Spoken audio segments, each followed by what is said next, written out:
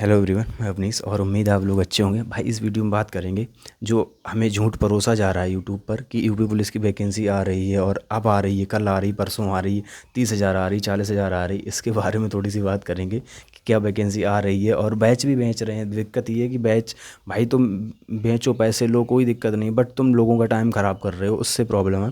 और मेरा टारगेट भाई, मतलब मेरा तो यही है कि मैं गाइडेंस दे पाऊँ, जो मुझे समझ है उसके हिसाब से अगर आपका कुछ फ़ायदा हो सके तो वो फ़ायदा हो। ठीक है, वीडियो में बात करेंगे, उससे पहले सब्सक्राइब कर लो जिन्होंने नहीं कर रखा, और किया है तो कोई बात ही नहीं। ठीक है, अब बात करेंगे। देखो, अच्छे अच्छे चैनल वाले हैं, बड़े बड़े चैनल जो बता रहे हैं कि 30,000 वैकेंसी पब्लिश की आ रही, 40,000 आ रही हैं।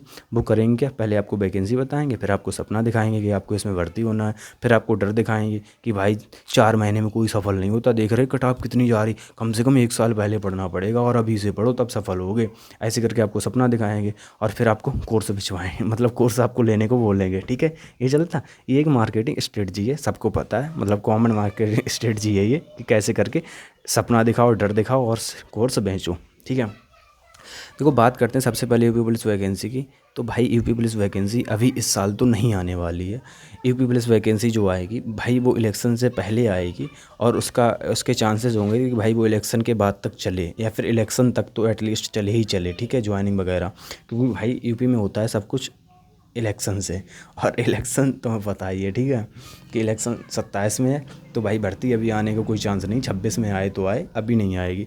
फिर दूसरा प्रॉब्लम ये आती है कि भैया तब आएगी तो क्या हम पढ़ लेंगे एकदम से, सिलेक्शन हमारा हो जाएगा पढ़ के 2-3 महीने में? देखो मैं भी मानता हूँ 2-3 महीने में सिलेक्शन नहीं होता है, किसी का भी नहीं होता है। बट यहाँ पे बट है। बट ये, अगर आप पहले किसी एग्ज़ाम की तैयारी कर चुके हो, जैसे मैं एग्जांपल दे के ही बात करता हूँ। जैसे भाई यूपी पुलिस का जो फॉर्म आया था ना, उससे पहले मैं दिल्ली पुलिस एग्ज़ाम की तैयारी कर रहा था। यूपी पुलिस का मुझे यू भी नहीं पता था। ठीक है, क्यों? क्योंकि भाई यूपी पुलिस का मुझे पता ही नहीं था। मेरा ये था कि यूपी पुलिस तो ऐवे ही कि यार ठीक है, इनकी रोज़ ही वैकेंसी आती है, इनकी तो पता नहीं कब आएगी, और मुझे यूपी पुलिस के सिलेबस का कुछ भी नहीं पता था। रियलिटी ये है। ठीक है, लेकिन जब एग्ज़ाम आया और फरवरी में जो एग्ज़ाम हुआ था, भाई मेरे 224 के आसपास नंबर थे उसमें, समझ रहे? सिर्फ 1-1.5 महीने पढ़ने के बाद ही, और मैंने कोई बैच नहीं लिया था। अंकित सर का बैच आया था यूपी पुलिस के लिए, लेकिन जैसे ही पता चला कि एग्ज़ाम फरवरी में है, उन्होंने बैच तो कंप्लीट करवाया, बट भाई मैंने उस बैच से कुछ पढ़ाई नहीं की थी। मैंने सिर्फ उनके यूट्यूब चैनल से जो भी प्रैक्टिस सेट चल रहे थे वो पढ़े, बाकी का अपना दिल्ली पुलिस की जो मेरी तैयारी थी वो काम आई, और बस मॉक टेस्ट वगैरह लगाए। ठीक है, उतना था, और मेरे उसमें 225 नंबर के आसपास बन रहे थे। ठीक है, अब यहाँ पे समझो कि जब मैं पिछले दिल्ली पुलिस की तैयारी से यहाँ यूपी पुलिस में इतना अच्छा कर सकता हूँ, तो मैं, भाई आप उससे अप्लाई करने की कोशिश करो कि भाई सिर्फ यूपी पुलिस के चक्कर में पढ़ के कि चलो अगले साल वैकेंसी आएगी, मैं अभी से पढ़ूंगा यूपी पुलिस के लिए, और बस यूपी पुलिस के लिए ही पढ़ूंगा, तो भाई आप मतलब बेवकूफ़ी कर रहे हो, मैं यही बोलूँगा। क्योंकि आपको नहीं पता वो वैकेंसी कब आएगी। ये वाली वैकेंसी जो अभी कंप्लीट हो रही है यूपी पुलिस की, भाई 2021 से आ रही है वैकेंसी। अब आप सोचो, मतलब 4 साल बाद ये कंप्लीट हो रही है वैकेंसी। तो समझ रहे, जहाँ जिसका कुछ अता ही पता नहीं है उस पे ध्यान मत दो ज़्यादा, बट उसका ध्यान रखो कि हाँ आ सकती है, तो मैं तैयारी थोड़ा सा, मतलब उस पर ये रखो कि इसका सिलेबस क्या है और होना होना कैसे सब कुछ। ठीक है, उसके बाद समझो अभी क्या करना है फिर हमें। देखो अभी ये करना है आपको, जो आपके सामने एग्ज़ाम दिख रहे हैं, जैसे अगर आपको सब ये एग्ज़ाम टारगेट करने हैं कांस्टेबल लेवल के, या फिर और यही एग्ज़ाम 12th लेवल के, तो भाई जैसे दिल्ली पुलिस के एग्ज़ाम है, 2-3 एग्ज़ाम है दिल्ली पुलिस के। कांस्टेबल है, हेड कांस्टेबल मिनिस्ट्रियल है, ठीक है, AWOTPO है, और ड्राइवर का है अगर आपके पास हैवी लाइसेंस है तो। एक चीज़ और ध्यान रखना, दिल्ली पुलिस के लिए भाई ड्राइविंग लाइसेंस चाहिए, तो ड्राइविंग लाइसेंस अभी से बनवा लेना। ठीक है, तो हाँ अब आओ दिल्ली पुलिस के एग्ज़ाम टारगेट करो। ठीक है, उसके बाद SSC GD का एग्ज़ाम होना है, जो कि जनवरी फरवरी के आसपास, नहीं शायद फरवरी मार्च में होगा 2026 में। भाई उसे टारगेट करो, और ये मैं गारंटी से कह सकता हूँ कि भाई यूपी पुलिस अभी नहीं आने वाली है। ठीक है, तो सिर्फ इसके चक्कर में बैठे रहोगे, इससे कोई फ़ायदा नहीं होगा। मैंने भी ऐसे लड़के देखे हैं जो पिछले 2 साल से यूपी पुलिस की तैयारी कर रहे थे, और लिटरली पिछले 2 साल से यूपी पुलिस की तैयारी कर रहे थे। उन्हें बहुत था कि भाई मैं यूपी पुलिस में ही जाऊंगा और यूपी पुलिस की ही तैयारी करूंगा, और भाई उनका इस बार भी यूपी पुलिस में नहीं हुआ। तो मैं समझाने की क्या कोशिश कर रहा हूँ, मतलब तुम्हें सिर्फ एक चीज़ पे फोकस नहीं करना है। ये गवर्नमेंट जॉब है, यहाँ पे लक भी चलता है, यहाँ पे मतलब सब कुछ चलता है। यहाँ पे तुक्का भी चलता है, यहाँ पे मेहनत भी चलती है, यहाँ पे लक भी चलता है, यहाँ पे तुम्हारे भगवान तुम्हारे ऊपर कितने मतलब क्या बोलते हैं, कितनी दया दृष्टि है आपके भगवान जी की, वो भी चलता है, यहाँ सब चलता है, ठीक है, कि गवर्नमेंट जॉब है। यहाँ ज़रूरी नहीं कि आप जो मेहनत कर रहे हो उसका फल मिल ही जाएगा। यहाँ बहुत चीज़ें डिपेंड करती हैं। जब थोड़े से हो सकता है कुछ लोगों को समझ आ रही हो मेरी बातें, लेकिन हो सकता है जैसे जैसे आपके साथ टाइम बीतेगा आपको समझ आएंगी कि मतलब कितना लक मैटर करता है इन एग्ज़ाम्स में, गवर्नमेंट एग्ज़ाम्स में, ठीक है। तो आप इसके भरोसे नहीं बैठ सकते कि भाई एग्ज़ाम आएगा तब की तैयारी करेंगे।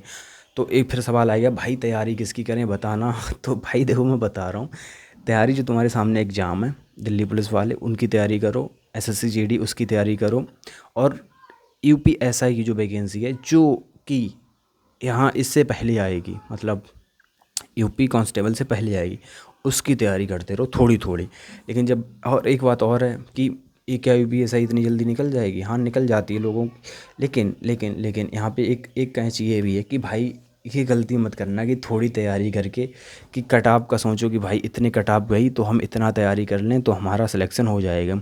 कट ऑफ हर बार ऊपर नीचे होती रहती है, तो भाई कट ऑफ के लिए मत पढ़ना, इसके लिए पढ़ना कि हमें फाइनल सिलेक्शन लेना है, और फाइनल सिलेक्शन के लिए कम से कम 10-15 नंबर एक्स्ट्रा रखना, ठीक है। अगर ये सोच के बड़ी कट ऑफ किए जाती है तो फिर नहीं होने वाला है। अब आते हैं वहाँ पे, मैं रॉ वीडियो बनाता हूँ तो भाई कहीं भी चला जाता हूँ, ठीक है, तो सॉरी उसके लिए। बट अब आता हूँ उस पर कि भाई यूपीएसआई पढ़ूँ या फिर दिल्ली पुलिस के लिए पढ़ूँ। देखो भैया सबके लिए सेम सेम सी ही चीज़ें हैं, मैथ वही है, रीजनिंग वही है, ठीक है, जीएस ये सब वही है, कुछ चीज़ें ही अंतर होती हैं। जैसे किसी में इंग्लिश आती है तो किसी में हिंदी आती है, किसी में कंप्यूटर आ जाती है, किसी में लॉ आ जाता है, जैसे यूपीएसआई में मूल विधि वगैरह आ जाएगी, ठीक है।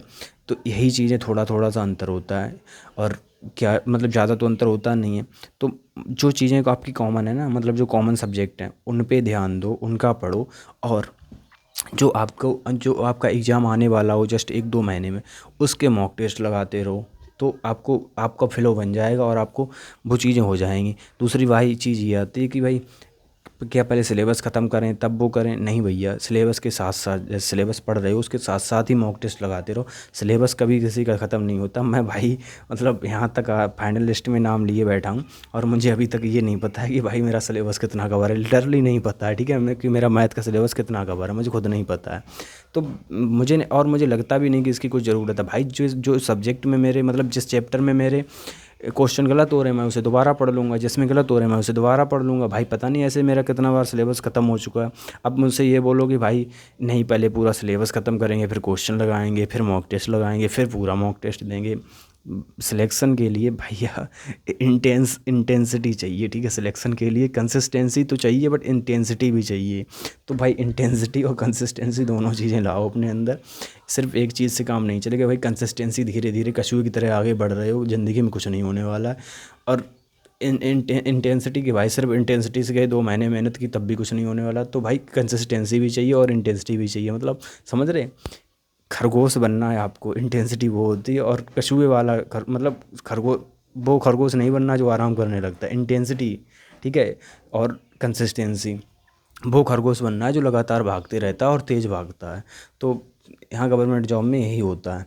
उम्मीद है कुछ समझ आया होगा, मतलब कुछ से क्या समझ आया होगा, ये समझ मेरा बताने का कुल मिला के ये था। यहाँ तक अगर वीडियो देख रहे हो तो काफ़ी सारे लोग नहीं देख रहे होंगे मुझे पता है, बट जो भी देख रहे हो मेरा बताने की ये था।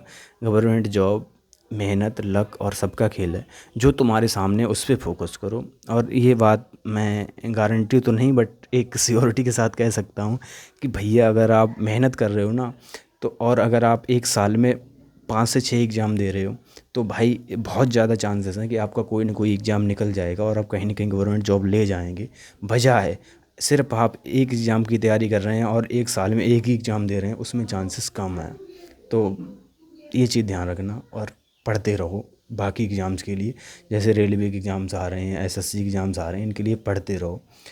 और जो सामने है उसके लिए पढ़ो, जो दूर का है उसके लिए चक्कर में ना पड़ो, और लिटरली चक्कर में ना पड़ो यार। क्योंकि सिलेबस बेचने वाले, मतलब कोर्स बेचने वाले यूट्यूब पे बेचेंगे और लोग उनके चक्करों में फंसेंगे और फंसते रहे हैं, ठीक है, उसमें कुछ नहीं कर सकते। बट आपको थोड़ा समझदार बनना है अगर आपको नौकरी लेनी है तो।